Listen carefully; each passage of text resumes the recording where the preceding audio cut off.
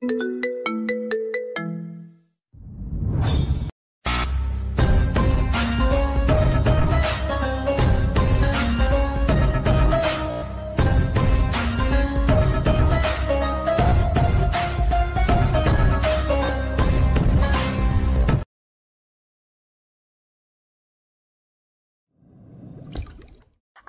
বারেকের রুমে আসলো।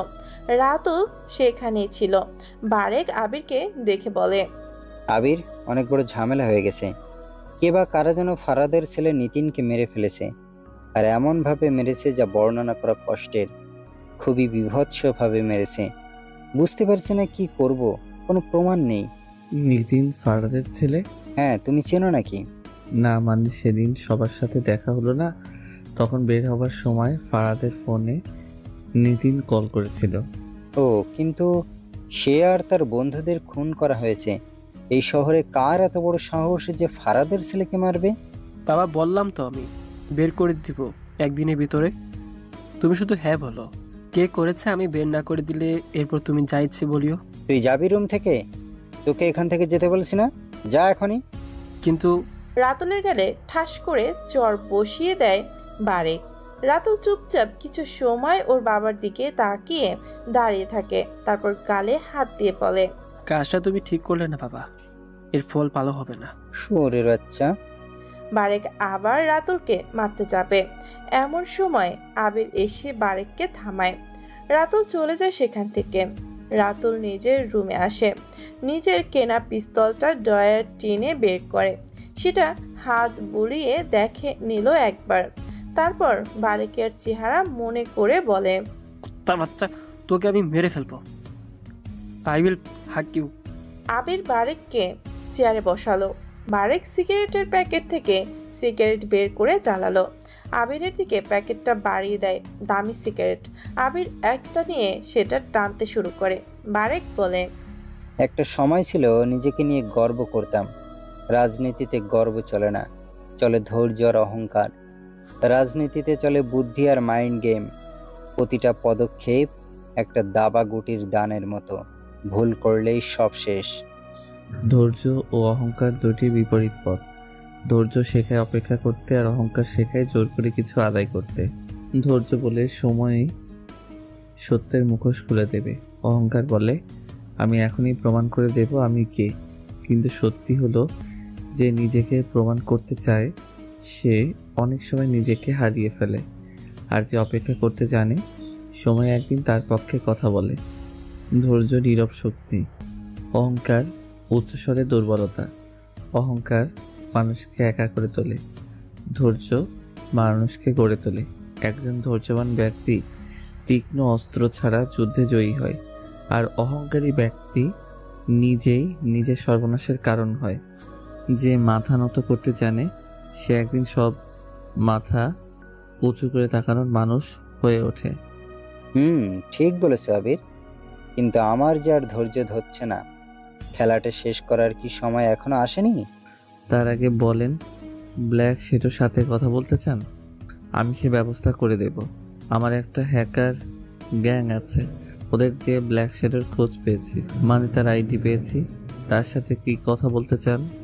সত্যি পারবে তুমি সব ব্যবস্থা করতে? হ্যাঁ, পারবো। আর হ্যাঁ, আপাতত ফারাদের বিষয়ে জড়ায়েন না। যে খুন করেছে সে নিজেই চলে আসবে আপনার কাছে, আমি সেটা দেখছি। কালকে হ্যাকারের সাথে আপনারা সবাই কথা বলবেন। এখন যাই। আবির চলে গেল রুম থেকে। বারেক ছেলেটার প্রতি আরো কৃতজ্ঞ হয়। ছেলেটাকে এনে সে বেশ ভালোই করেছে, যদিও সেটা টাকার বিনিময়ে এসেছে। তবে মেইন কাজের পাশাপাশি বারেকের সব দিক যে খেয়াল রেখেছে আবির, এটাই তার জন্য অনেক ভালো লাগার বিষয়। আবির তার রুমের দিকে যাচ্ছিল, রাতুলের কথা শুনতে পায় আবির। সারা আমারে চিনে না, আমি তার ছেলে, আমার উপর কোনো ভরসা নেই তার। বাবাকে সরাতে হবে। আবির দরজার পাশে দাঁড়ায়, তারপর সেখান থেকে চলে আসে। রাত বেশ গভীর, সবাই যখন ঘুমে কাতর, ঠিক তখনই রাতুলের ঘরের জানালা দিয়ে একটা চিরকুট আসে, বলের মতো ভাঁজ করা অবস্থায়। রাতুল তখনও জেগে, পিস্তল হাতে ওর। চিরকুটটাকে যেন ছুঁড়ে দিয়ে গেছে। রাতুল দ্রুত কাগজটা হাতে নিল, ভাঁজগুলো খুলল। সে রক্ত দিয়ে কয়েকটা লাইন লেখা দেখতে পায়। সময় ফুরিয়ে গেলে জীবনও হাতে থাকা অস্ত্র দুটোই অকেজো হয়ে যায়। সময়কে ব্যবহার করা বুদ্ধিমানের কাজ। শব্দ থেকে নিজেকে আড়াল করো, নিঃশব্দ ব্যবহার করে এগিয়ে যাও। রাতুল অবাক হয়, এমন লেখার কি মানে আছে? সে বুঝতে পারে না কি মানে হবে। আর কে দিল চিরকুট? সে একবার রুম থেকে বের হলো, সবার রুমের দরজা আটকানো। তাহলে কে দিবে ওকে চিরকুট? রুমে ফিরে আসে সে, পায়চারি করে আর ভাবতে থাকে লেখাগুলোর মানে কি। হাতে থাকা পিস্তলের দিকে তাকায় রাতুল। পিস্তল দিয়ে গুলি করলে শব্দ হবে, কিন্তু ছুরি দিয়ে কাউকে খুন করলে শব্দ হবে না।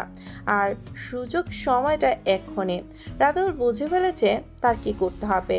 সে ছুরি বের করলো ড্রয়ার থেকে, পা টিপে টিপে বের হয়, এগিয়ে যায় বারেকের ঘরের দিকে। বারেক টেবিলে মাথা দিয়ে শুয়ে আছে, জানালা খোলা, চাঁদের আলো এসে পড়ছে তার মুখে। রাতুল তার পেছনে গিয়ে দাঁড়ায়, বারেককে বলে, বাবা, নিজেকে প্রমাণ করতে চেয়েছিলাম অনেক আগে থেকেই।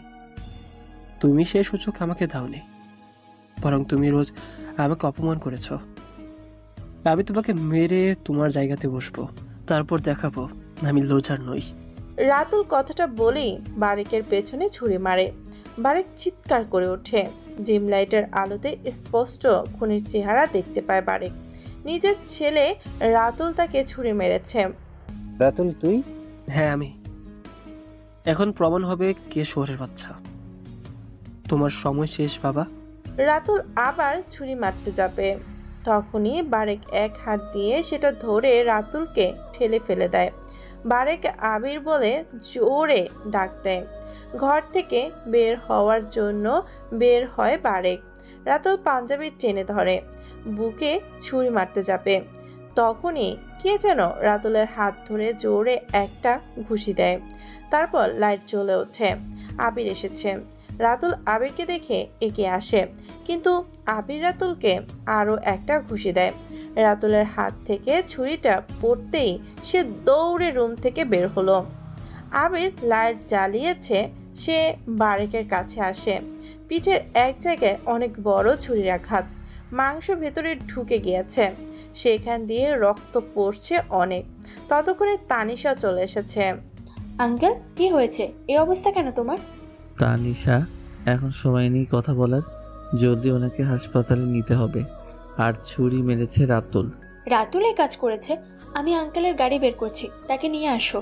সে রাতে আবির আর তানিশা বারেককে হাসপাতালে নিয়ে যায়। বারেককে অপারেশন থিয়েটারে নিয়ে গেছে। আবির দেয়ালের সাথে হেলান দিয়ে দাঁড়ালো। তানিশা নেই, রিসেপশনে গিয়েছে। বাকি লোকদের খবর দিচ্ছে। আবির দেয়ালে হেলান দিয়ে দাঁড়িয়ে মুচকি হাসতে থাকে। তারপর ঘাড় কাত করে বলে, রাতুল বেটা, আপ তু তো গায়া।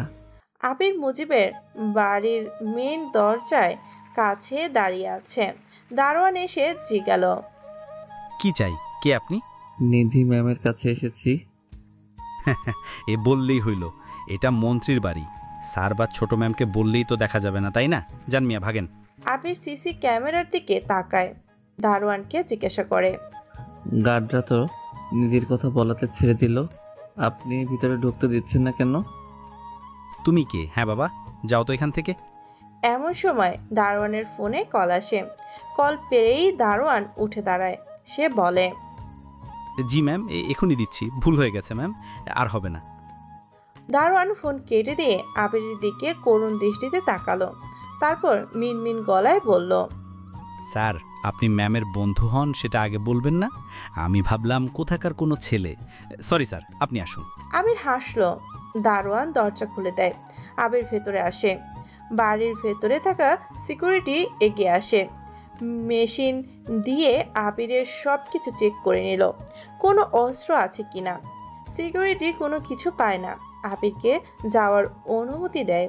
আবির মেইন দরজার কলিং বেল বাজালো। নিধি এসে দরজা খুলে দেয়। তুমি এখানে? দরজার কাছে দাঁড়িয়ে থাকা আবির একটু নিধির দিকে ঝুঁকে যায়। আবিরের চোখে প্রশান্তি, ঠোঁটে সেই পুরনো চওড়া হাসি। কেমন আছো নিধি? নিধি অবাক হয়ে চেয়ে থাকে আবিরের দিকে। তার চোখে অস্ফুটি এক ধরনের ভয়। নিধি এক পা পিছিয়ে আসে। ভালো, তুমি এখানে কেন? বাবা কিন্তু বাড়িতে আছে। আবির যেন কিছুই মনে করলো না, মাথা উঁচু করে গলা শক্ত করে পড়ল। তো থাকুক না, মন্ত্রীর মেয়ে বলে ভালোবাসা যাবে না? এই জন্য কি আমাকে ফাঁসি দেবে বুঝি? নিধির মুখ লাল হয়ে ওঠে, চারপাশে তাকিয়ে নেয়। সে ভয়ে উদ্বেগে চোখ বড় বড় হয়ে যায়। নিধি কিছুটা রাগ মিশিয়ে বলে, তাই বলে সোজা বাড়িতে চলে আসবে? বাবা জানে আমার কোনো বন্ধু নেই, যদি দেখে ফেলে? আবির এক চিলতে হাসি দিয়ে বলে, তাহলে তো ভালোই হলো। জানতে চাইলে আমি সোজা বলবো, মন্ত্রী সাহেব, আমি আপনার মেয়ের বন্ধু নই, প্রেমিক বলছি।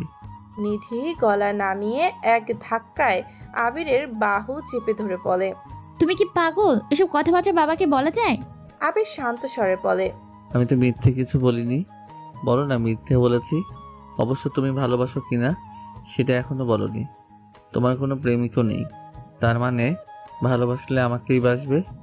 নিধি চুপ, চোখ নামিয়ে দাঁড়িয়ে থাকে কিছুক্ষণ চুপচাপ। হঠাৎই মুখ ফিরিয়ে বলে, ওরে ঢং, যাও এখান থেকে। আবিরের ঠোঁটে চিরচেনা মিষ্টি বিদ্রুপ। কেন যাব? মানে এটা কেমন কথা? কেউ যখন কাউকে সত্যি ভালোবাসে তখন সে যায় না, অপেক্ষা করে, বিপদের মুখোমুখি হয়, সত্যি বলার সাহস রাখে। আমি দাঁড়াতে এসেছি নিধি, পালাতে নয়। আর তাছাড়া তুমি এত ভয় পাচ্ছ কেন? তুমি কি আমাকে ভালোবাসো? নিধি থমকে যায়, তার ভেতরে যেন এক ঝড় বইছে। আবিরের কথাগুলো কেমন যেন হাওয়ায় ভাসে। তুমি জানো না, আমার বাবা এসব একদম পছন্দ করে না। সে চায় না বাড়িতে কোনো ছেলে আসুক। সেই হিসেব করলে আমি এমন কেউ না যে নিজেকে তোমার প্রেমিকা বলতে প্রকাশ্যে। আর আমি এমন কেউ না যে মনের কথা লুকিয়ে রাখতে পারি। রাজনীতি কি, ক্ষমতা, নাম, এগুলো কেবল কাগজের বাহার। আমার কাছে তুমি রাজনীতি, তুমি আমার অহংকার। নিধি কিছু বলতে গিয়ে আবার থেমে যায়। আবিরের ঠোঁটের কোণায় আবার সে ছোট্ট হাসি। তুমি হয়তো ভেবেছিলে আমি মিছিমিছি ভালোবাসি, আজ প্রমাণ দিতে এসেছি। আমার সাহসটা তো দেখো। তুমি ভালো না বাসলে দারোয়ানকে কেন ফোন করে ভিতরে আসতে দিতে বললে? আরে বাদ দাও এসব। বাবা জানলে শেষ। ওনাকে তুমি চেনো না। জানি, উনি একজন ক্ষমতাধর মন্ত্রী, কিন্তু বাবা হিসেবে কতটা ভালো সেটা জানি না। তবে আমি তার মেয়েকে ভালোবাসি, চুরি করে নয়। বুক ফুলিয়ে বলতে পারবো। এইটুকু যদি বুঝতে না পারেন তাহলে রাজনীতি করে কী লাভ? বাবা ছেলে ঘরে আসতে দেয় না। বাইরে আমি যার সাথেই বেড়াই না কেন, বাড়ির ভিতরে কোনো বন্ধু এলাও না। বাবা অনেক শত্রুতা আছে। তাছাড়া তোমার কি ভূত চেপেছে ভালোবাসার? আমি কেমন সেসব জানবে না? বাড়ির সিকিউরিটি দেখেছে বলে তো আমাকে আসতে দিয়েছে। যদি বাবার পার্সোনাল সিকিউরিটি দেখে তোমাকে অনেক সমস্যা করবে, মারতেও পারে। দেখছো কতটা ভালোবাসা থাকলে এইভাবে চিন্তা করে কেউ। তবে মার খেলে খাবো, আমি গর্ব করে বলবো তোমার ভালোবাসার জন্যই মার খাচ্ছি। একটা দীর্ঘ নীরবতা। নিধি বুঝতে পারছে না কি বলবে। তখনই মাথায় আসে নিলয়ের কথা। দেখো, আমি একজনকে ভালোবাসতাম, সে এই বাড়িতেই থাকতো, সে এখন নেই। চলে গেছে তো? তোমার মতো মেয়েকে যে ছেড়ে চলে যায় সে বোকা। ওসব বাদ নিধি, আমি শুধু তোমাকে ভালোবাসি, ব্যাস। উফ, তুমি কেমন করে তো সাহস পেলে? তোমাকে ভালোবেসে। আমি কি তোমাকে ভালোবাসি আজও? আমি অত শত জানি না। আমি শুধু জানি তোমার চোখ কান্না চেপে রাখে, ঠোঁট বলে যাও, কিন্তু তোমার মন চায় থেকে যাও। নিধি আবিরের চোখের দিকে তাকিয়ে থাকে। তার চোখে প্রেম, অবহেলা, রাগ আর একরাশ লজ্জা মিশে একরকম গলিত আগুনের মতো হয়েছে। নিলয়কে কি তবে ভালোবাসা ভুল ছিল? এমন সময় নবাব মজিব পাঞ্জাবি পরে বের হয়ে আসে।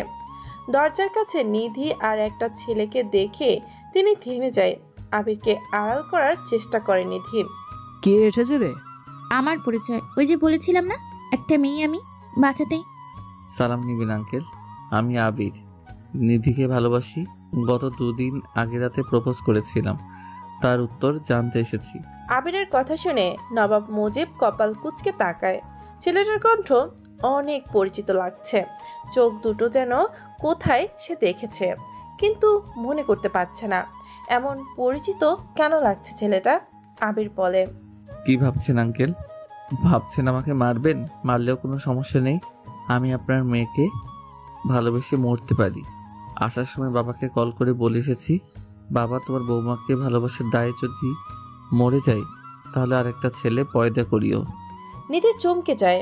এই ছেলে আসলেই পাগল। তবে মুজিব হেসে ফেলেছে। নিধি আরো অবাক হয়। মুজিব বলে, তোমাকে প্রথম চেনা মনে হয়েছে, কিন্তু তার তো কেউ ছিলই না। তোমার বাবাও আছে? তার নাম্বারটা দিয়ে যাও। ভেতরে আসো। নিধি, বাইরে যাবি না, সিকিউরিটি ছাড়া। ফারাদের ছেলে খুন হয়েছে জানিস তো? গত রাতে বারেককেও খুনের চেষ্টা করা হয়েছে। দিনকাল ভালো না, সাবধানে চলাফেরা করবি। বাবা। ধন্যবাদ আঙ্কেল, আপনি অনেক ভালো। আপনার মেয়ের মতো পচা না। ফোনটা দিন, আমার বাবা মায়ের সবার নাম্বার দিচ্ছি। নিধির কাছেই দিয়ে যেও। মুজিব কথাটা বলেই বের হয়। কতগুলো গার্ড দৌড়ে আসে মুজিবের কাছে। একসাথে গাড়িতে উঠে চলে যায় বাড়ির ভেতর থেকে। নিধি যেন হাঁপ ছেড়ে বাঁচে। আবিরের হাত ধরে একটানে ভেতরে এনে জোরে একটা শ্বাস নেয়। আবির গিয়ে সোফাতে বসে। নিধি আবিরের দিকে তাকায়। কি দারুণ একটা ছেলে! এমন ছেলে নিধি যেন আর দেখেনি। সে কাছে আসে, আবিরের পাশে বসলো। তারপর আবির বিশাল বড় বাড়িটার ভেতরে প্রবেশ করেছে। সোফা এসে বসলো আবির। পাশে নিধি আসলো। নিধি আবিরের কাছে বেশ ইমপ্রেসড। সে অবাক হয়ে আবিরকে দেখছে। আবির নিধির দিকে তাকায়। তুমি মানুষটা দেখি বেশ অন্যরকম। বাবা সহজেই কথার জালে কাট করে দিলে। তোমাকেও দিতে পারি। তুমি বেশ অন্যরকম ছেলে। বাবার সামনে কি খাওস দেখি আমাকে ভালোবাসি কথাটা বললি? কি জানি, তবে কোথা থেকে সাহস এসেছে জানি না। হয়তো ভেতরটা চুপচাপ পড়ছিল অনেকদিন ধরে, আর সহ্য হচ্ছিল না। তুমি জানো না তুমি কি করছো? বাবা যদি রেগে যায় তখন তোমার দিকে এগিয়ে যেতেন। তাহলে কি করতেন? গুলি করতেন আমাকে? তা করলেও আফসোস থাকতো না। ভালোবাসা মুখে আনতে গিয়ে মরে গেলে সেটা গর্বের মৃত্যু। তাছাড়া এসবে ভয় পাই না। তুমিও আমাকে ভালোবাসতে বাধ্য হবে। তুমি সব কথাটা এমনভাবে বলো কেন যেন দুঃখটা হাসির মোড়কে থাকে, আবার হাসির ভিতরে লুকানো থাকে কিছু অব্যক্ত কষ্ট। কারণ আমি চাই না কেউ আমার কষ্ট নিয়ে কাঁদুক। আমি তো কাউকে দুঃখ দিতে আসিনি। তুমি কি সব মেয়ের সাথে এমন মিষ্টি কথা বলো? না, আমি কি প্লেবয় নাকি? আমি কারোর সাথে তত কথা বলিও না। আমি চুপচাপ থাকতে পছন্দ করি, কিন্তু তোমার সামনে এলেই মনে হয় চুপ থাকলে অপরাধ করব। তুমি ফ্লাইট করছো? আমি কখনো না। আমি তো শুধু সত্য বলছি। তুমি যদি জানতে, প্রতিদিন তোমার মুখের দিকে তাকিয়ে কত কথা না বলেই ফিরি। তাহলে আজ কেন বলছো? কারণ আজ তুমি নীরব। তোমার চোখে আজ প্রশ্ন, আর আমি জানি কারো চোখে প্রশ্ন থাকলে উত্তর দিতে হয়। তুমি কি জানো আমি ভয় পাই? কিসের ভয়? তোমার মতো লোকের সাথে প্রতি টানটা অদ্ভুত। তুমি যেমন সহজ করে হাসো, তেমনি সহজে অন্যকে দূরে ঠেলে দিতেও পারো। তুমি ভয়ঙ্কর শান্ত। ভয়ঙ্কর? আমি? হ্যাঁ, ভয়ঙ্কর বলেই বলছি। তোমার চোখে আমি হিংস্রতা দেখেছি, নিতিনকে মারতে দেখেছি। কি বিভৎস ছিল! তুমি এমন ভাবে থাকো যেন পৃথিবীতে তোমার কিছুই হারানোর নেই। হয়তো আছে, নেই আবার আছে। হয়তো একটা জিনিস খুব করে চেয়েছি, আর সেটা হারিয়ে যাওয়ার ভয়ে হয়তো এত নির্লিপ্ত হয়ে উঠেছি। কি সেটা? তুমি। সরো তো, মজা করছো? আবির চুপচাপ বসে থাকে। নিধির মাথাটা কেমন করে ওঠে। নীলয়ের প্রতি তার যে টান, সেটা কি তবে হারাতে বসেছে? তবে কি মানুষের অনুভূতিও পরিবর্তনশীল? নিধি ভাবতে পারছে না কিছু, কিন্তু আবিরের চোখ দুটো বড্ড চেনা মনে হয় নিধির কাছে। নিধি কখনো কখনো ভেবেও নেয় এই চোখ কেবল নিলয়ের, কিন্তু আচরণে আবির ছেলেটা একদমই নিলয় নয়। আবির মজা করতে পারে, হাসাতে পারে, মন ভালো করতে পারে, আর নিলয় চুপচাপ থাকতো। দুজনে বড্ডই আলাদা। নিধি বলল, তুমি জানো না তুমি কাকে ভালোবেসেছো? আমি মন্ত্রীর মেয়ে। আমার চারপাশে লোকজন ঘুরে বেড়ায় আমার নিরাপত্তা নিয়ে, আমার রাজনৈতিক হিসেব নিয়ে, আমার ভবিষ্যৎ নিয়ে। আমি জানি তুমি কে, কিন্তু তুমি জানো না আমি কাকে ভালোবেসেছি আর আমি কে। মানে? আরে গাধি, আমি নিধিকে ভালোবাসি, মন্ত্রীর মেয়েকে নয়। আমি সেই মেয়েটাকে ভালোবাসি যে একা রাতে ছাদে এসে বসে, যে পাখির ডাক শুনে থমকে যায়, যে আয়নায় নিজের চোখের দিকে তাকিয়ে ভাবে আমি কি সত্যি সুখী। তুমি কি করে জানো আমি এমন? কারণ তোমাকে দেখলে বোঝা যায়। আমি সাইকোলজির স্টুডেন্ট ছিলাম তো, তাই আমি লক্ষ্য করেছি, আমি বুঝেছি তোমার হাসির নিচে একটা ক্লান্তি আছে, তোমার রাগের পেছনে একটা অসহায়তা। সাইকোলজি নাকি মেয়ে পটানোর টিচার ছিলে? তোমার জন্য যেটা সুবিধা। তুমি কি জানো আমি তোমাকে ভয় পাই না? আমি জানি। কেন? ওই যে ভালোবাসো আমাকে, চলো আজ থেকে শুরু হোক ভালোবাসার অনুশীলন। তুমি আবার ফ্ল্যাট করছো? একটু তো করতেই পারি, ফ্ল্যাটটা যদি হৃদয় থেকে আসে সেটা তো পাপ না। বসো, নাচতে নিয়ে আসি। নিধি বেশ লজ্জা পাচ্ছে। এই ছেলের সাথে বেশি কথা বলা যাবে না, ছেলেটা মেয়ে পটানোর ওস্তাদ, কিভাবে সে কথা বলে! উফ। আজ তানিশা অফিসে এসেছিল, স্যারের থেকে কিছু দিক নির্দেশনা নিয়েছে সে। এবার কাজে নেমে পড়ার পালা। পার্কিং স্পটে এসে নিজের গাড়ির দরজার হাতলটা ধরে দরজা খুলতেই হঠাৎই কিছু একটা চোখ আটকে গেল ওর। ড্রাইভিং সিটের ওপরে সাদা রঙের একটা কাগজ, বড়জোর 6 ইঞ্চি বা 3 ইঞ্চি ভাঁজ করা, ঠিক যেন কোনো স্কুল ছাত্র গোপনে প্রেমপত্র পাঠাচ্ছে। কাগজখানা দেখে তানিশার কপাল কুঁচকে গেল। সে দেরি না করে চারপাশে একবার চোখ বুলিয়ে নিল। দৃষ্টির পরিধিতে কেউ নেই, হালকা বাতাসে গা ছমছমে একটা শূন্যতা লেগে আছে। সে কাগজটা হাতে তুলল, খুব ধীরে ভাঁজ খুলে। তানিশা বুক ধপাস করে উঠল। কাগজে বড় হরফে হাতের লেখা, ভয় পেলে? এটাই প্রমাণ তুমি বাঁচতে চাও। ঠিক নিচে এক কোণায় লাল কালিতে লেখা নাম দেখে নিধি ভয় পায়। নামটা ব্ল্যাক শ্যাডো। চোখ আটকে গেল লেখার দিকে। তানিশার হাত কিছুটা কাঁপছে। সে আবারও পড়তে লাগলো সেই কাগজের প্রতিটা শব্দ। ভয় পেলে এটাই প্রমাণ করে তুমি বাঁচতে চাও, আর যে বাঁচতে চায় তাকে মরতে দেওয়া যায় না। তুমি যদি সত্যের পথে থাকো, আমি ছায়ার পথেই থাকব, কিন্তু স্মরণ রেখো, আলো কখনো ছায়াকে ধরতে পারে না, শুধু অনুসরণ করতে পারে, পিছু হাঁটতে পারে। তুমি যদি আলো হও তবে নিজেকে প্রস্তুত করো ছায়ার ছোঁয়ার জন্য। আলোয় চোখ ঝলসে যায়, ছায়া শুধু দেখে, মনে রাখে, সময় হলে আঘাত করে। আজকের মতো এটুকুই। তুমি যদি সত্যি খুঁজতে চাও তবে শত্রুদের নয়, নিজের মনকে অনুসরণ করো। তোমার শহরের অন্ধকারেই আমি আছি। যখন তুমি একা থাকবে ভাববে তুমি একা নও। Black shadow. তানিশা চুপ করে কাগজটার দিকে তাকিয়ে থাকে। মুহূর্তেই চারপাশের পরিবেশ যেন এক নিমিষে বদলে যায়। আশেপাশে তাকালো সে, কেউ নেই। দূরের সিকিউরিটি বুথে একটা আলো জ্বলছে নিঃসারে, মানে সেটা সিসি ক্যামেরা। একটা পাখি হঠাৎ পাশের গাছে উড়ে গিয়ে ডানা ঝাপটালো, কিন্তু কেন এখন? তানিশা আজ কয়েকদিন ধরে চেষ্টা করছে ব্ল্যাক শ্যাডোর খোঁজ করে বেড়াতে, আর এসবই আসা শুরু করেছে। তবে কি তানিশার সামনে বিপদ হতে যাচ্ছে? হঠাৎ রাস্তার মোড়ে আবিরকে দেখতে পায়। তানিশা গাড়ি স্টার্ট করে আবিরের কাছে আসলো। আবিরের সামনে দাঁড়িয়ে গাড়ির কাজ নামিয়ে বলে, তুমি এখানে? তুমি? আসলে মুজিব সাহেবের বাড়িতে গিয়েছিলাম ওনার সাথে দেখা করতে, ফিরছি এখন। ও, গাড়িতে উঠে আসো, আঙ্কেলের কাছে যেতে হবে। আবির গাড়িতে উঠলো। তানিশা গাড়ি চালাতে থাকে। তানিশার ফোন বাজছে, কিন্তু সে তুলল না। এখন নয়। আলো আধারী কেবিনে নিঃশব্দে শুয়ে আছেন বারেক চৌধুরী।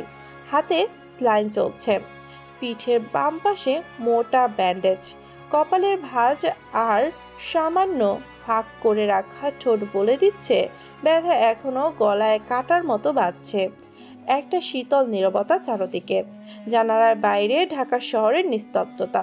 তার মাঝখানে হাসপাতালের কেবিনের নরম আলোয় সাদা চাদরে মোড়া বারেক সাহেব নিঃশ্বাস নিচ্ছেন ধীরে ধীরে। পিঠের বাম পাশে গভীর ছুরির আঘাত। ডাক্তার বলেছে ভাগ্য ভালো ছিল, আরও 2 ইঞ্চি ভিতরে ঢুকলে লিভার ছিঁড়ে যেত। আর মাথার পাশে বসে আছে নাসিম, খালেদ আর ফারাদ। তিনজনই রাজনীতির পুরনো খেলোয়াড়, কিন্তু আজ তারা নিঃশব্দ। খালেদ মুখ খুলল প্রথমে। বারেক ভাই, তোমার ছেলে তোমাকে কেন মারার চেষ্টা করলো? এটা কেমন কথা? ওর জন্য কত কি করলে তুমি, এখনো বিশ্বাস করতে পারছি না। আমি তো শুনেই স্তব্ধ হয়ে গেছিলাম। বারেক ভাই, তুমি নিজেই তো বলেছিলে ছেলেটার মাথা ঠিক নাই, কিন্তু যে নিজের বাবাকে ছুরি মারে সে আর কিসের ছেলে? আমার ছেলে খুন হলো, এদিকে তোমার ছেলে এমন কাজ করলো? সে তো আগেই নষ্ট হয়ে গিয়েছিল। ড্রাগ, গার্লস, ক্লাবে ক্লাবে ঘোরা সব করেছে সে। তুমি যত চেয়েছো ওকে ঠিক পথে আনতে, ততই পালিয়েছে। কিন্তু এতটা নিচে নামবে কে জানতো? বারেক সাহেব চোখ মেলে তাকালেন ছাদের দিকে, গলায় কাঁপন কিন্তু স্বর কঠিন।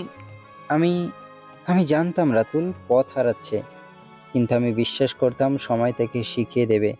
আমি জানতাম না সে একদিন ছুরি চালাবে, তাও নিজের বাপের পিঠে। অমানুষ তৈরি হয়েছে সে। ওর জন্য একবার আমি পথ হারিয়েছিলাম, তুমুল সমালোচিত হতে হয়েছিল, জান বাঁচাতে লুকিয়ে থাকতে হয়েছে 1 বছর। এখন তো ভাবির ক্ষমতা থাকলে ছেলে মেয়েকে সব দেওয়ার উচিত না? কিছু কিছু অভিজ্ঞতা দরকার হয় বুঝতে শেখার জন্য। মিডিয়ার লোক তেমন জানে না, আমরা কয়েকজনই কেবল জানি। আমার রেপুটেশন শেষ হয়ে গেছে। একবার মিডিয়ায় ভাইরাল হব, রাজনীতিবিদের ছেলে চুরি মারলো বাবাকে, তারপর সব শেষ। এখন কিছু করলেই সেটা আমার উপরেই ফিরে আসবে। কিছুক্ষণ চুপচাপ। খালেদ পকেট থেকে সিগারেট বের করতে গিয়েও থেমে যায়, কারণ এটা হাসপাতালের কেবিন। ঠিক তখন দরজার ধাক্কায় সবার দৃষ্টি ঘুরে গেল। আবির প্রবেশ করলো ধীরে, পেছনে তানিশা বলে, কেমন আছেন আঙ্কেল? অবশেষে জ্ঞান ফিরেছে আপনার? হ্যাঁ, তোরা না থাকলে যে কি হতো। সব করেছে আবির, আপনাকে রক্তও দিয়েছে সে। বরং সে না থাকলে আপনি তো মরেই যেতেন। রাতুল তো ওর জন্যই শেষ কাজটা করতে পারলো না, পালিয়েছে। সরি, আমার একটা কল এসেছে, যাই। তানিশা বের হয়ে যায়। বারেক আবিরকে ডাকে। আবির বারেকের পাশে এসে বসলো। তার চোখে গভীর দৃষ্টি, মুখে কোনো অভিব্যক্তি নেই। সে একবার হেঁটে বারেক সাহেবের পাশে গিয়ে বসেছে। কেমন আছেন আপনি? তোমাকে দেখে ভালো লাগলো আবির। সব কিছুর ভিতরেও তুমি পাশে আছো। আরামের বাচ্চা নিজের ছেলে হয়েও আমাকে মারতে দ্বিধাবোধ করেনি। পাশে থাকা মানুষের পরিচয় তখনই বোঝা যায় যখন চারপাশে সবাই সরে যায়। কেন যেন মনে হচ্ছে রাজনীতির সময় শেষ হয়ে আসছে ভাই।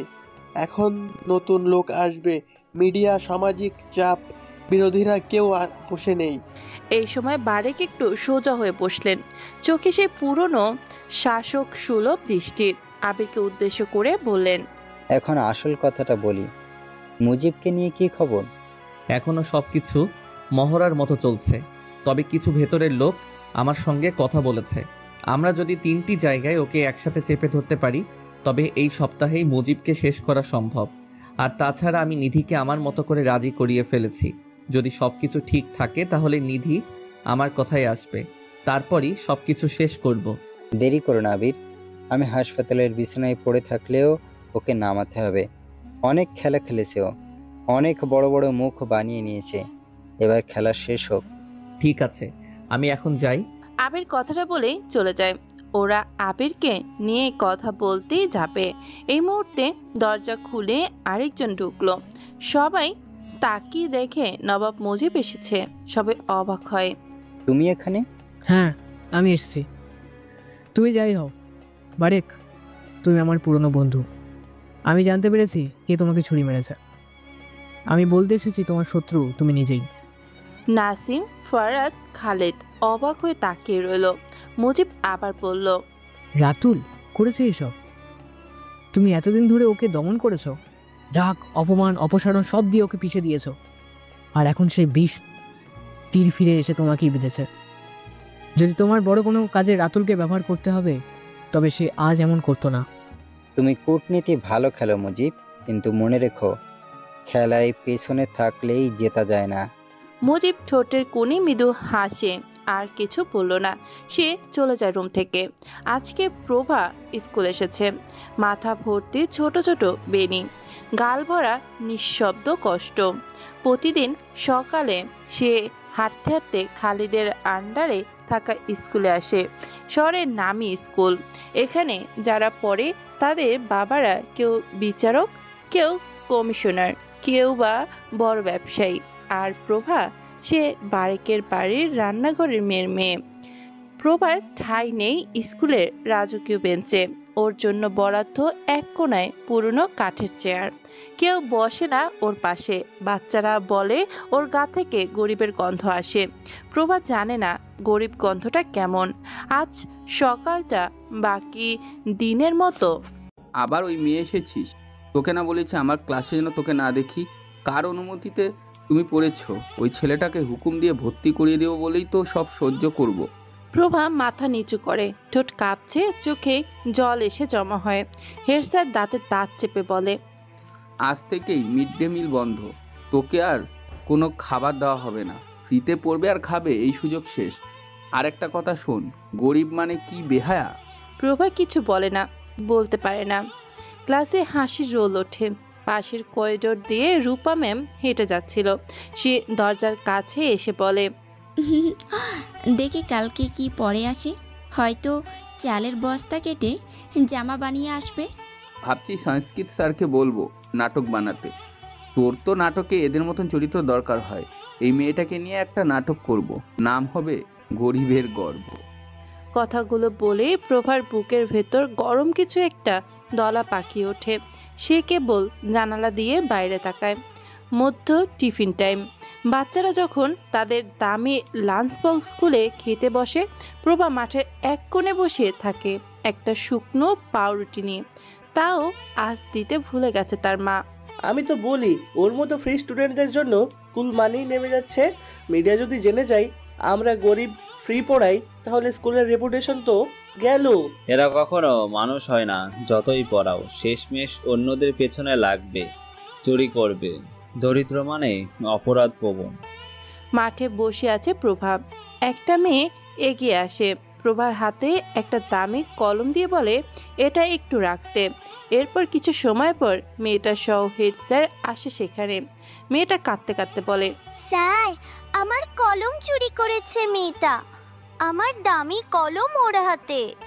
স্যার, আমি চুরি। প্রভা কিছু বলতে গিয়েও পারে না। ঠাস করে একটা চর এসে পড়ে প্রভার গালে। প্রভা মাটিতে পড়ে যায়। ঠোঁটের কোনা ফিটে রক্ত বের হয়। হেড স্যার বলে, বেয়াদবি গরিব চোর কোথাকার। মানুষের কলম চুরি করিস। দারোয়ান, ওকে বের করে দাও। কালকে যদি তোকে স্কুলে দেখি খবর আছে। গার্ড এসে প্রভাকে টেনে নিয়ে যায় গেটের পাশে। পলি দাঁড়িয়ে। মেয়ের এমন অবস্থা দেখে সে ভয়ে আটকে ওঠে। জড়িয়ে ধরে তার মেয়েকে। সেখান থেকে নিয়ে যায় তার মেয়েকে। তারপর পলি ওর মেয়েকে জড়িয়ে ধরে। ঠোঁট কেটেছে। বুকের ভেতর তীব্র যন্ত্রণা আর একটা ভয় সে জমা হয় ওর মনে। কি করবে সে বুঝতে পারছে না। ডাক্তার দেখানোর মতো কাছে টাকাও নেই। আর এভাবে যদি আবিরের সামনে পড়ে অনেক সমস্যা হয়ে যাবে। আজকে ঘর থেকে বের হবি না, মনে থাকবে? আচ্ছা। প্রভাকে নিয়ে সে বাড়িতে আসে। আবির বাড়িতে ফিরেছে। তানিশা এখনো ফেরেনি। সে অফিসে গিয়েছে। তার বসকে ব্ল্যাক শ্যাডো লেখাটা দেখায়। তার বস তো ভয়ে শেষ, কারণ ব্ল্যাক শ্যাডো এমনি কারো পেছনে লাগে না। আবির এসে সোফাতে বসলো। পলি পানি এনে দেয়। দাদা ভাই, এই না জল। তোমার মুখ শুকনো কেন? ওই যে মেয়েটা জ্বর তো তাই। প্রভার এখন জ্বর? কই দেখি তো। সে ঘুমাচ্ছে। বারেক স্যারের কি খবর? তিনি কি সুস্থ? হ্যাঁ, এখন ঠিক আছে। দেখি প্রভার কি হয়েছে। পলি বাধা দিতে পারে না। আবির ঘরে চলে যায়। প্রভার সাথে সাথেই ঠোঁট অবধি কাঁথা দিয়ে নিজেকে ঢেকে নেয়। চোখ দুটো দেখা যাচ্ছে। মামা, কেমন আছো? তোর নাকি খুব জ্বর, দেখি তো। আবির কপালে হাত দেয়। গা একদম স্বাভাবিক আছে। তাহলে এভাবে গরমের ভিতর কাঁথা নিয়ে প্রভা শুয়ে আছে কেন? হতে পারে জ্বরটা বাইরে থেকে বোঝা যাচ্ছে না। আবির কপাল থেকে হাত সরিয়ে নেবার সময় বলে, আচ্ছা, মেডিসিন খাবি? পড়াশোনা করবি ঠিক মতো? কথাটা বলে হাত সরাবে তার আগে হাতের ঘড়ির সাথে কাঁধা আটকে যায়। হাত সরাতেই কাঁথা উঁচু হয়। প্রভার ঠোঁট কাটা আবিরের চোখে পড়ে। জ্বরের দাগ চোখে পড়ে আবিরের। আবির কপাল কুঁচকে তাকায়। কি হয়েছে রে? কে মেরেছে তোকে? কেউ না দাদা। প্রভা, কথা বলছিস না কেন? তোর মা মেরেছে? না। রাতুল এসেছিল নাকি? না, রাতুল আসেনি। তাহলে আর কে? তানিশা? না, উনি কখনো আমাদের সাথে বাজে ব্যবহার করে না। প্রভা, বলবি তুই?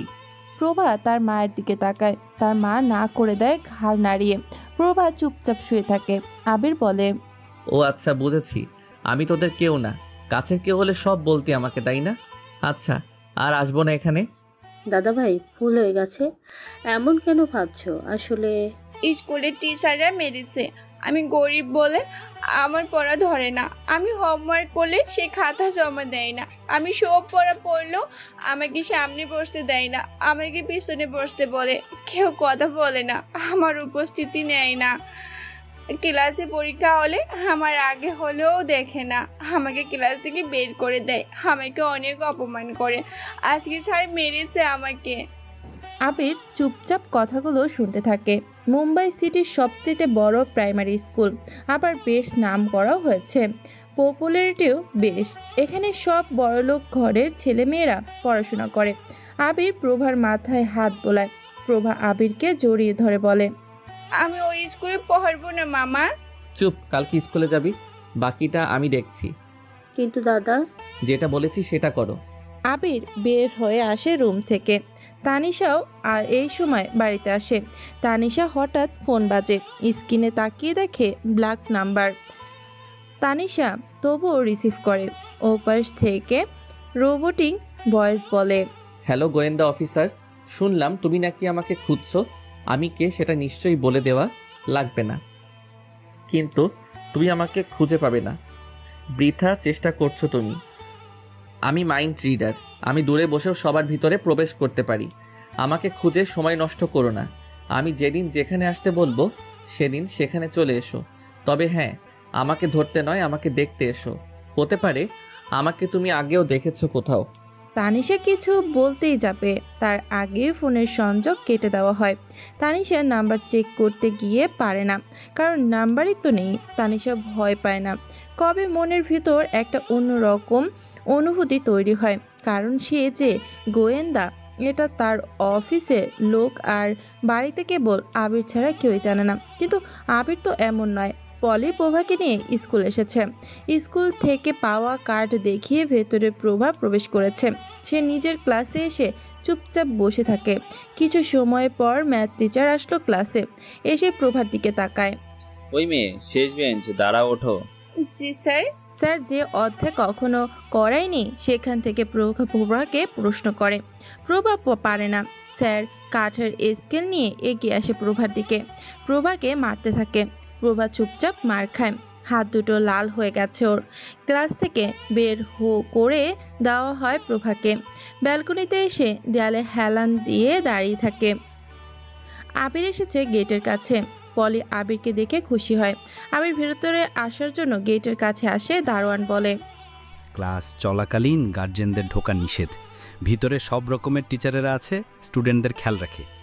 গতদিন প্রভা নামের একটা মেয়ে ছিল, তাকে ক্লাস থেকে বের করে দেওয়া হয়। মাঠের ভিতরে তাকে মারে। তখনও কোথায় ছিলি তুই? আমার সাথে তুই তো কার করিস? আবির কোমর থেকে পিস্তল বের করে দারোয়ানের পেটে ধরে বলে, বেশি রাগাবি না শালা, এখানে ছবি হয়ে যাবি। দরজা খোল। স্যার আমি দরজা খুলছি। বাইরে গার্জিয়ান ছাউনিতে বসে আছে। লোকগুলো ভয়ে দাঁড়িয়ে যায়। আবির পলের হাত ধরে। কোমরে পিস্তল গুজে দারোয়ানের লাঠিটা নেয়। এরপর ভেতরে আসে। দোতলাতে উঠল আবির। সোজা বরাবর করিডোরে আবির দেখতে পায় প্রভা দাঁড়িয়ে আছে ক্লাসরুমের দেয়ালের সাথে হেলান দিয়ে। আবির সোজা সেদিকে যায়। প্রভা দেখতে পায় আবির দ্রুত গতিতে হেঁটে আসছে। সে সোজা হয়ে দাঁড়ায়। আজকে কিছু একটা হতে যাচ্ছে, সেটা বাচ্চা মেয়ের মনেও নাড়া দিয়ে ফেলেছে। আবির কাছে গিয়ে বলে, প্রভা, তোর ক্লাস চলছে না? হ্যাঁ চলছে, আমাকে বের করে দিয়েছে। মা, তুই কিন্তু আসিস। প্রভা হাত দুটো বাড়ায়। হাত ফুলে উঠেছে। পলি কেঁদে ফেলে। আবির বলে, এই স্যার বের করে দিয়েছে তোকে? হ্যাঁ। কেন?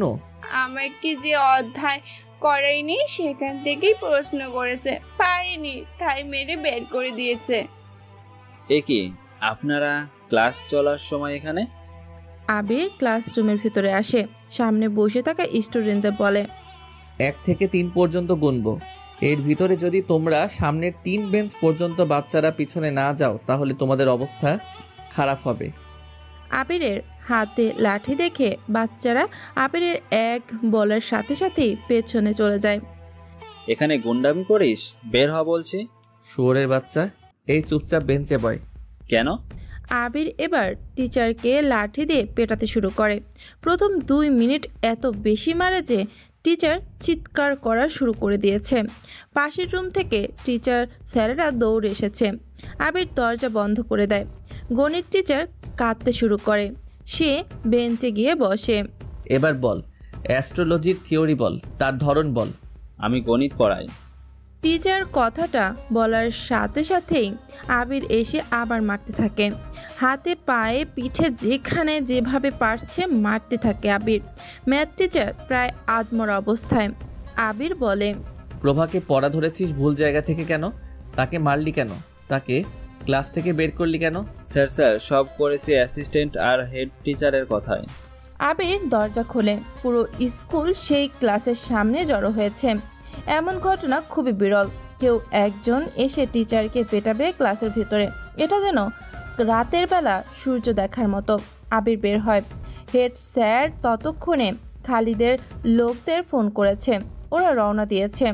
আবির সোজা চলে আসে হেড স্যারের ঘরে। সেখানে সবগুলো টিচার বসা। আবির দরজা আটকায়।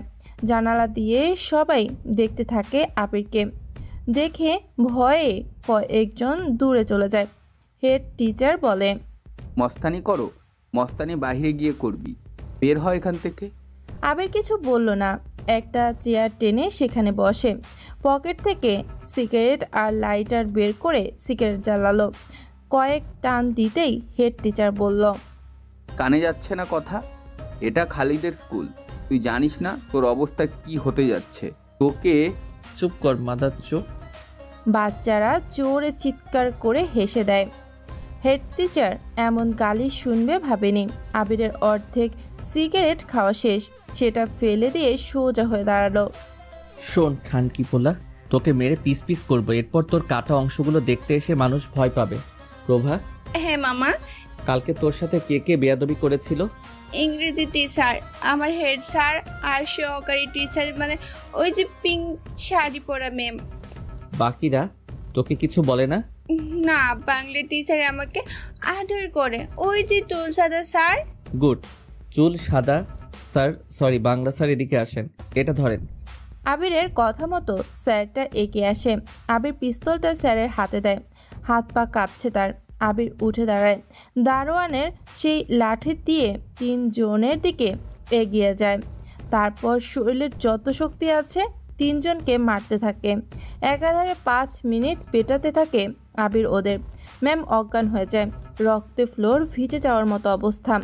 আবির ইংরেজি টিচারের হাতে কবজির উপর কলম ঢুকিয়ে দেয়। চিৎকার করে দেয়ালের সাথে হেলান দিয়ে পড়ে থাকে। বাকি টিচারেরা কাঁদতে থাকে ভয়ে। হেড টিচারের কাছে যায় আবির। লোকটার মাথা কেটে রক্ত পড়ছে। খালিদের লোকেরা চলে এসেছে ততক্ষণে। দরজা ধাক্কাতে থাকে। আবির হেড স্যারের ডান হাত ধরে জানালার ভিতর ঢুকিয়ে জোরে একটা লাথি দেয়। হাত ফট করে ভেঙে গিয়ে ঝুলতে শুরু করে। হেড স্যার যন্ত্রণায় অজ্ঞান হয়ে যায় সেখানেই। আবির পিস্তলটা হাতে নিয়ে জানালার কাছে আসে। খালিদের লোকজনের হাতে লাঠি। আবির বলে, শোন, কুকুরের মতো লাফাস না, আমি আসছি। টিচার এখন লেকচার দিবে, চুপচাপ শুনবি। আবির সেই আগের চেয়ারে এসে বসলো।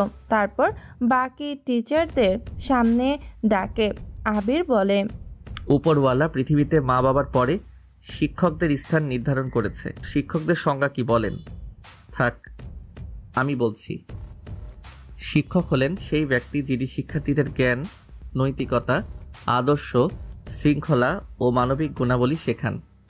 তিনি পাঠদান করান, শুধু বইয়ের জ্ঞানই নয়, জীবনের দিক নির্দেশনাও দেন। শিক্ষক একজন আলোকবর্তিকা, যিনি অজ্ঞতার আধার দূর করে শিক্ষার্থীদের জীবনে আলো জ্বালান। তার আচার আচরণ হবে খুব বিনম্র, বিনয়ী। কি বললাম এটা এখনই মুখস্থ করে পড়া দেন। যে এক নিঃশ্বাসে না বলবে তাকে এই পিস্তলের গুলিতে সোজা ওপরে পাঠানো হবে। 15 সেকেন্ড পর পড়া ধরব। আবির আবার সিগারেট জ্বালায়। বাইরে থেকে দারোয়ান, গার্ড, বাকি গার্জিয়ান, স্টুডেন্টরা দেখছে। আবির সিগারেট অর্ধেক খেয়ে আবার ফেলে দেয়। 10 সেকেন্ড শেষ। আবির 10 জন টিচারের পড়া ধরে। সবাইকে এক এক করে পড়া ধরে। সবাই যেন এক নিঃশ্বাসে আবিরের বলা কথাগুলো পড়া দেবার মতো করে বলে আবিরের কাছে। আবির উঠে দাঁড়ায়। মনে থাকবে তো সবার? হ্যাঁ থাকবে। গুড, ভালো স্টুডেন্টদের মতো কথা। আবির বাইরে আসে। দরজা খুলতেই সবাই হাততালি দেয়। খালিদের লোকজন আবিরের কাছে আসে না ভয়ে, কারণ আবিরের হাতে পিস্তল। আবির খালিদের লোকদের বলে, তোর বাবাকে গিয়ে বলবি তার এই স্কুল ওর হোগার ভিতরে ঢুকিয়ে দেবে। আবির ছবি তোলাবার দেখাবি। আবির কারো ফোন নিয়ে সেলফি তুলে সেখান থেকে চলে আসে। পলি যে ভয়টা পাচ্ছিল সেটাই হয়েছে। স্কুল যেন এখন নীরব হয়ে গেছে। আবির যে কি করতে পারে সেটা সবাই এতক্ষণে বুঝে গিয়েছে। রাতুল বসে আছে রতনের পাশে।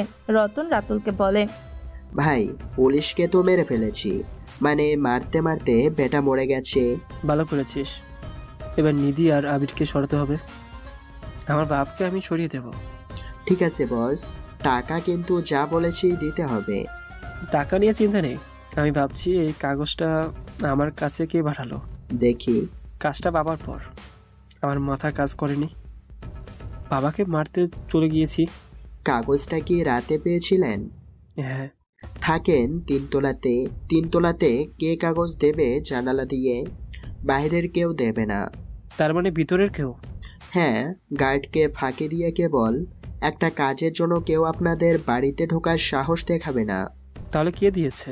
কে আগে এসেছিল আপনার বাবার রুমে? আবির। তার মানে আবির চিঠিটা দিয়েছে। শিট, আমি মনে খারাপ কিছু করে ফেলেছি। আবির আমাকে সরে যেতে বলেছে, পালাতে বলেছে। আমি বুকার মতো পালিয়ে এসেছি। কোনো গার্ডও আমাকে আটকালো না। আমার সারা গায়ে রক্ত ছিল। তার মানে সে আমাকে বাবার থেকে সরাতে চেয়েছে। আবিরকে আমি মেরে ফেলবো। রতন। হ্যাঁ, সেটা তো হবেই। আবিরের আর গাছের কে আছে? আর কে? ওর তো কেউ। আবিরের তো আছে বলি। না না, প্রভা। পিছিয়ে মেয়েটাকে তুলে আনার ব্যবস্থা কর। সেই সাথে নীতিকে। আমার ভিডিও মিডিয়াতে দেওয়া। ওকে মেরে ফেলবো। এরপর প্রভার কথা শুনে আবির আসবে। আবিরকে মারবো। তারপর প্রভাকে বেচে দিব বাইরের দেশে। আমার বিজনেস শুরু হবে। ঠিকঠাক টাকা পেলে আমি সব করতে রাজি বস।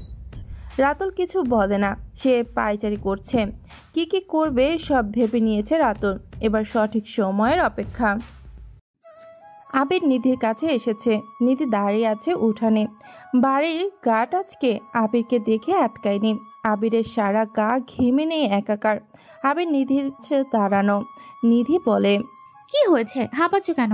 সারা গা ঘেমে গিয়েছে কেন? আজকে স্কুলের টিচারদের মেরেছি। তোমাকে রেখে ডেঞ্জারাস মনে না হলেও তুমি ভেতর থেকে তো হেব্বি ভয়ঙ্কর। তা কেন মেরেছ? ওরা একটা গরিব পিচ্চিবের সাথে বেয়াদবি করেছিল, তাই পিটিয়েছি। শুধু বেয়াদবি না, তাচ্ছিল্য, ঘৃণা, অপমান। ছোট মেয়েটা ফ্রিতে পড়ে বলে সবাই মিলে হেনস্থা করছিল। আমি সহ্য করতে পারিনি। আচ্ছা বেশ, তা কোন স্কুলের teacher? Mumbai central primary school. কি? তুমি স্কুলের টিচারদের পিটি আসছো? মুম্বাই সেন্ট্রাল প্রাইমারি স্কুল সম্পর্কে জানো? এটা মন্ত্রী স্পেশাল রেজিস্টার্ড স্কুল। খালিদ তো স্কুলের গভর্নিং চেয়ারম্যান। আবির চুপ করে থাকে, ঘামে ভেজা মুখে অচঞ্চল অভিব্যক্তি। তোমার কি সাহস? সেদিন নীতিদের পেটালে, কোনো প্রমাণ পেল না পুলিশ, আর এখন মন্ত্রী স্কুলের টিচারদের পিটিয়ে আসলে তুমি কে বলো তো? এত সাহস কোত্থেকে পাও? আবির কিছু বলে না। তাকিয়ে থাকে নিধির চোখে। চোখে না বলা এক শীতল উত্তাপ। নিধির কণ্ঠ এবার নরম হয়, হয়তো আবিরের ভেতরের আগুন নিধির হৃৎপিণ্ড ছুঁয়ে যায়। নিধি একটু দম নিয়ে গলা নরম করে বলে, তুমি জানো এই শহরে কাকে আর কোথায় আঘাত করেছো? আমি জানি তোমার ভিতরে রাগ আছে, বেদ্রুপ আছে, কিন্তু আবির এটা তো আত্মঘাতী হয়ে যাচ্ছে। এসব করলে তোমাকে সবাই মেরে ফেলতে চাইবে। নিধি, আমি ওদের চোখে দেখেছি কিভাবে একটু একটু করে গরিব মেয়েকে পোকামাকড়ের মতো দেখছিল। আমি কিছু না করলে ওই মেয়ে জীবনে আর কোনোদিন মাথা তুলে দাঁড়াতে পারতো না। আজ আমি ওদের ভয় দেখিয়েছি, একবারের জন্য হলেও শিখিয়ে দিয়েছি মানুষকে অপমান করলে ফল আছে। নাম কি মেয়েটার? প্রভা, ক্লাস 1-এ পড়ে। ওর মা কাজের মেয়ে, টিচারদের জন্য স্কুল মাঠে বসে থাকে, কেউ ওকে দেখে না। তোমার মতো কেউ কখনো কারোর জন্য এত কিছু করে না। এই শহরে অনেক কিছুই কেউ করে না, শুধু চেয়ে দেখে। আমি পারি না। নিধি ধীরে ধীরে সামনে এগিয়ে এসে এক দৃষ্টিতে আবিরের চোখে চোখ রেখে বলে, তুমি কি জানো তুমি আসলে ভয়ঙ্কর না? তুমি এক ধরনের বিদ্রোহ।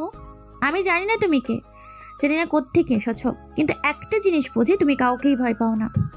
ভয় তো পাই নিধি, একটা জিনিসের ভয় পাই খুব। কিভাবে? তোমাকে হারানোর ভয়, তোমার দূরে সরে যাবার ভয়। নিধি কিছু বলে না। দুজনের মাঝখানে নীরবতা জমাট বাঁধে। আবিরের গায়ের ঘাম ঠান্ডা বাতাসে শুকিয়ে আসে। নিধি চুপ করে দাঁড়িয়ে থাকে, তারপর ধীরে ধীরে পানির বোতল এগিয়ে দিয়ে বলে, পানি খাও। আমার উঠোনে দাঁড়িয়ে এইভাবে বোকার মতো কিছু বলবে না। সিরিয়াস মুহূর্তে ফ্ল্যাট করো, যাও এখন, ঘটনা বাবা অবধি পৌঁছাবে। আবির ঘুরে চলে আসার জন্য পা বাড়ায়। তারপরে দৌড়ে আবির এসে নিধিকে জড়িয়ে ধরে খুব টাইট করে। নিধির হাত থেকে ফোনটা নেয় আবির।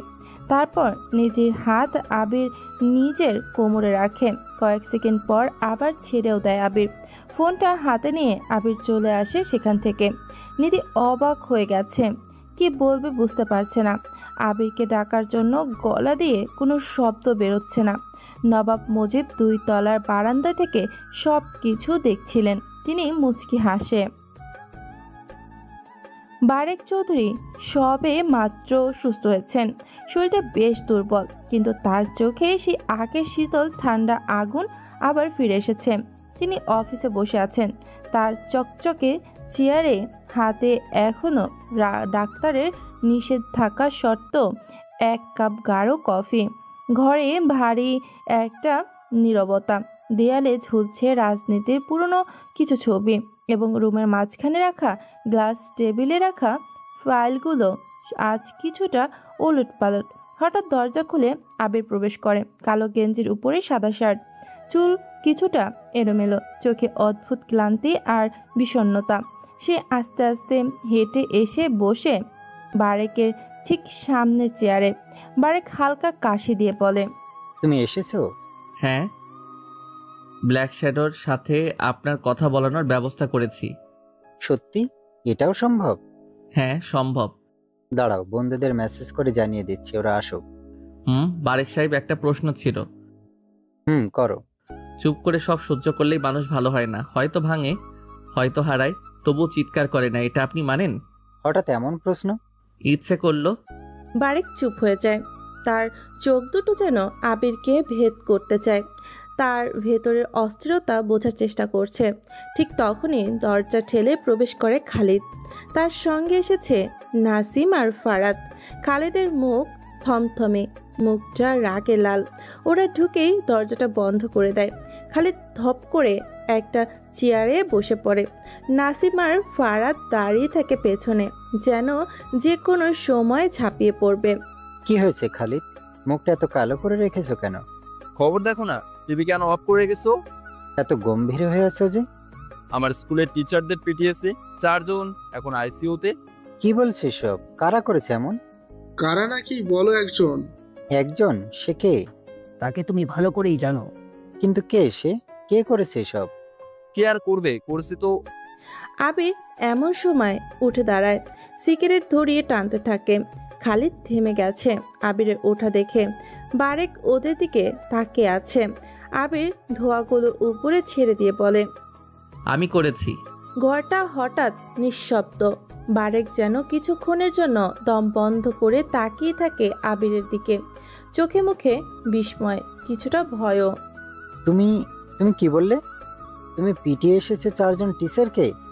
কোনো হুঁশ আছে তোমার? কোন এরিয়াতে গিয়ে সব করেছো জানো? জানি। কার স্কুল সেটা জানতে? হ্যাঁ জানি। একটা স্কুলে ঢুকে শিক্ষকদের রক্তাক্ত করে দিয়েছে এসেছে, জানো তুমি কাদেরকে পিটিয়েছো? আমার কাছে তো তারা অমানুষ। শিক্ষকদের যদি মানুষের মতো না হয় তাহলে তাদের শিক্ষকদের মর্যাদা রাখার দরকার নেই। তুমি জানো স্কুল কার? সেটা আমার স্কুল। তুমি জেনেও সেখানে গিয়ে পুরো স্কুলের 12টা বাজিয়ে এসেছো। আবির ঠান্ডা গলায় সিগারেটের ধোঁয়া ছেড়ে বলে, একটা বাচ্চাকে ওই স্কুলের টিচারেরা অপমান করেছে। ব্যাস এতটুকু। তুমি ভুলে যাচ্ছ এটা মুম্বাই, এখানে নিয়ম চলে ক্ষমতার। ক্ষমতা? সেই মুহূর্তে ঘরে নেমে আসে বিশাল এক নীরবতা। সবার দৃষ্টি আবিরের দিকে। তার মুখে কোনো অহংকার নেই, কিন্তু চোখে ভয়ঙ্কর এক স্থিরতা, যেন সে যা করছে তার পেছনে কোনো পিছুটান নেই। বারেক চেয়ার থেকে ধীরে ধীরে উঠে দাঁড়ালো। চোখ দুটো আবিরের দিকে নিবদ্ধ, যেন তার পরিচিত কেউ অপরিচিত হয়ে উঠেছে আচমকাই। সিগারেটের ধোঁয়া ঘন হয়ে ছড়িয়ে পড়েছিল কাচ ঘেরা রুমে। তুমি মুম্বাই সেন্ট্রাল স্কুলের ঘটনাটা তুমি ঘটিয়েছো? 4 জন টিচার আইসিইউতে? বারেকের গলায় বিস্ময় দেখা দিচ্ছে। এর জন্যই বারবার একই প্রশ্ন করে যাচ্ছে সে। চেয়ারে বসে আবির সিগারেটটা ঠোঁট থেকে নামিয়ে ছাইদানিতে ছুঁড়ে ফেলল। ধোঁয়ার ছায়ায় তার চোখ দুটো হঠাৎ করেই ঠান্ডা শীতল হয়ে উঠল। সে ধীরে পড়ল, ওরা একটা 7 বছরের মেয়েকে ক্লাস 1-এর প্রভাকে কুকুরের মতো ক্লাস থেকে বের করে দিয়েছিল। গরিব বলে মাঠে বসে থাকতো মেয়েটা, কোনোদিন কারো ক্ষতি করেনি। ওদের দেখে আমার মানুষ বলতে ঘৃণা হলো। তাই খালিদের রাগে ঠোঁট কেঁপে উঠল। সে টেবিলে ঘুষি মেরে উঠল। ওরা আমার স্কুলের রেজিস্টার্ড টিচার, তুই কে ওদের বিচার করা? আবির ধীরে উঠে দাঁড়ালো।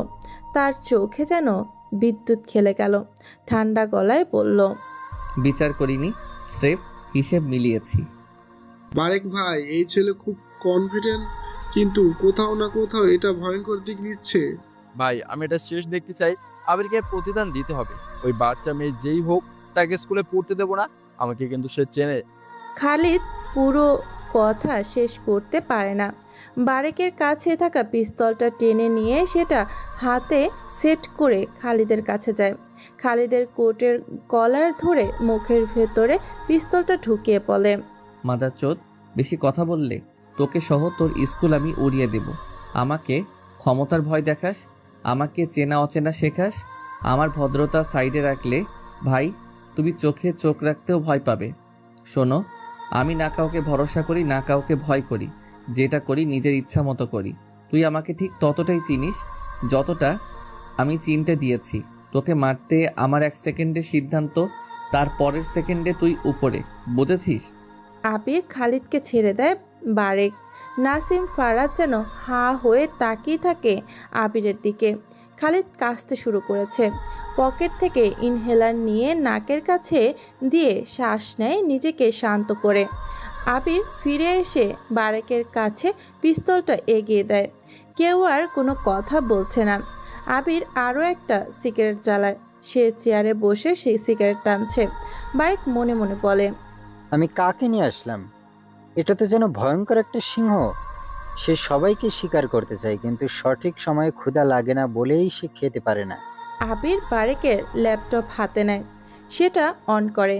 একটা ভিডিও কল দিয়ে রুম থেকে বের হয়ে যায়। আবিরের চলে যাওয়ার দিকে তাকিয়ে থাকে ওরা 4 জন। ভয় যেন এখনো ওদের শরীরে কাটা দিচ্ছে। খালিদেরা কিছু বলতেই যাবে, তার আগেই ভিডিও কল চালু হয়ে যায়। ঘরটা অন্ধকার করা হয়, লাইট অফ করা, শুধু ল্যাপটপের স্ক্রিনে আলো। স্পিকারে ক্লিক করে উঠল একটা শব্দ, কানেক্টিং। কন্ট্যাক্ট স্ক্রিনে হঠাৎ একটা মুখ ভেসে উঠল। মুখ নয় ঠিক, একটা মুখোশ, অদ্ভুত ডিজাইন। কালো মুখোশে ছোপ ছোপ সাদা ছাপ। মনে হয় যেন আধারে কেউ হেসে উঠেছে। চারপাশ খোলা, কেউ বোঝে না কোথা থেকে কথা বলছে সে।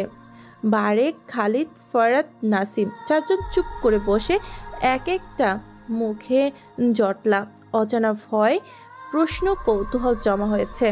আর সামনে পর্দায় বসে আছে সেই ছায়া, the great hacker black shadow. তার কণ্ঠস্বর ভেসে আসে, স্বাভাবিক নয়, এ আইতে বিকৃত যেন ধাতব প্রতিধ্বনি। স্বরাষ্ট্রমন্ত্রী, সময়, স্রোত আর ব্ল্যাক শ্যাডো কখনো কারোর জন্য অপেক্ষা করে না।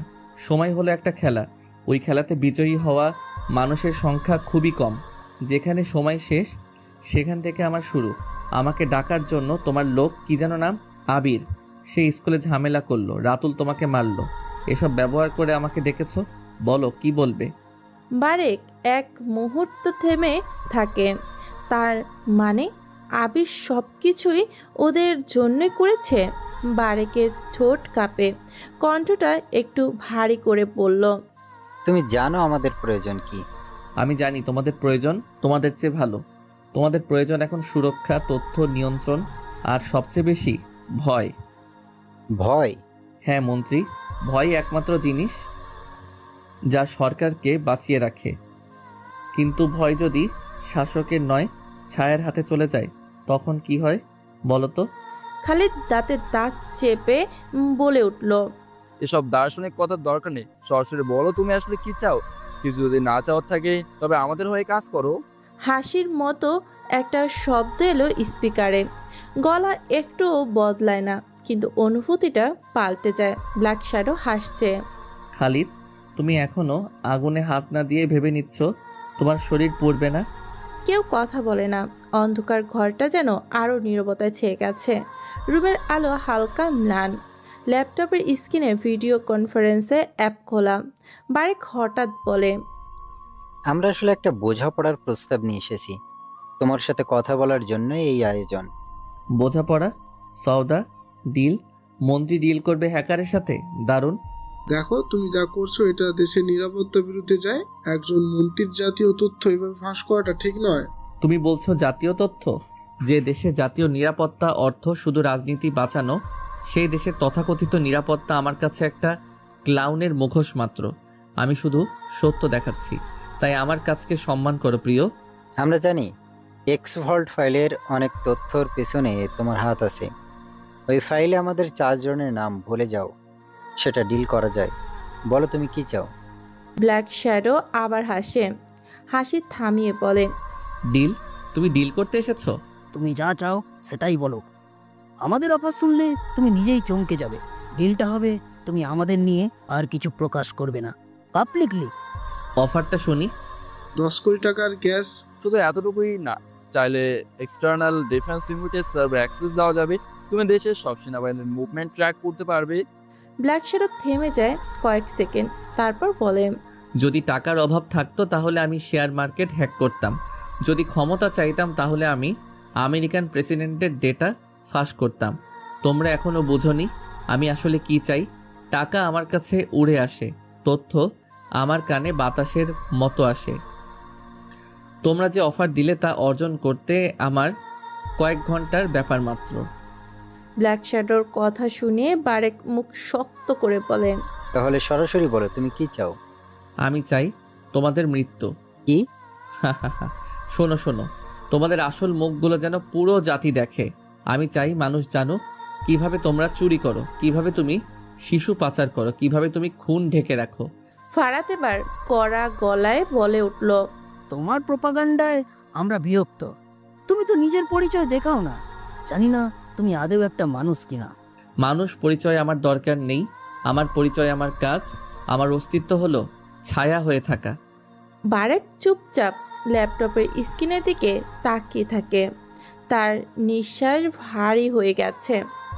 তারপরে ধীরে ধীরে বলে, তুমি হয়তো ভাবছো আমরা তোমাকে ভয় পাই। না, আমরা চাই সব কিছু শেষ হয়ে যাক শান্তিপূর্ণভাবে। কোনো ফাঁস নয়। তুমি যা চাও নাও, আমাদের বাদ দাও। এটা তোমার জন্যও ভালো। শান্তিপূর্ণভাবে শেষ বলতে কি বোঝাও?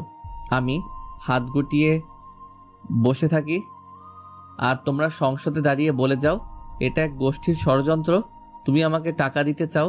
ফারাদ তার ছেলের খুনের জন্য নিরীহ অফিসারকে খুন করেছে। শান্তি কি কফিনের উপরে বসে গান গাওয়ার নাম? আরে চুপ কর, তুমি কে? দেশের লোকে কাকড়ার মতো কামড় বসাও, এখন দেশপ্রেমিক সাজছ? আরে অর্থমন্ত্রী, স্কুল প্রতিষ্ঠার নাম করে বেশ বড় বিজনেস খুলে বসেছো। তোমরা ভুলে গেছো? তোমাদের অতীত ভুলে যায় না, আমি তারই স্মৃতি। তাহলে তুমি কি চাও?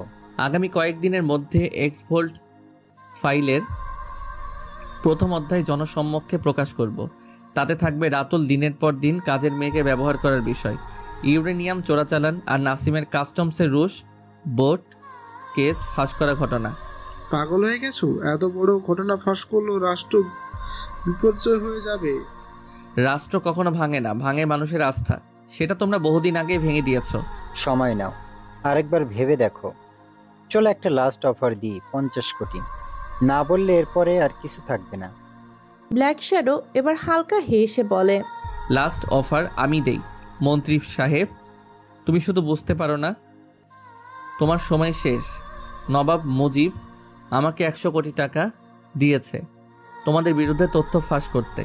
আমি সেই ডিলে রাজি হয়েছি। তোমরা সময়কে দুধ ভাত খাওয়াতে থাকো। ভিডিও কল হঠাৎই কেটে যায়। ঘরে যেন হিম নেমে আসে। 4 জন নেতার মুখ শুকিয়ে গেছে। ল্যাপটপের স্ক্রিন অন্ধকার।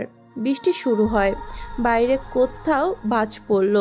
ফারাদ ধীরে ধীরে বলল, ওকে থামতে হবে, না হলে এবার আর ফেরার পথ থাকবে না।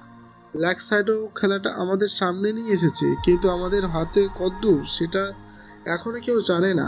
মুজিব, এবার বুঝবে কি করতে পারি। আবিরকে জলদি মুজিবকে সরানোর অর্ডারটা দাও ভাই। এই যুদ্ধে আর কে আছে সেটা আমি জানি না, কিন্তু আমাদের নাম যেন মুছে না যায় সে ব্যবস্থাও আমরাই করব। রুমে শুধু ঘড়ির টিকটিক শব্দ।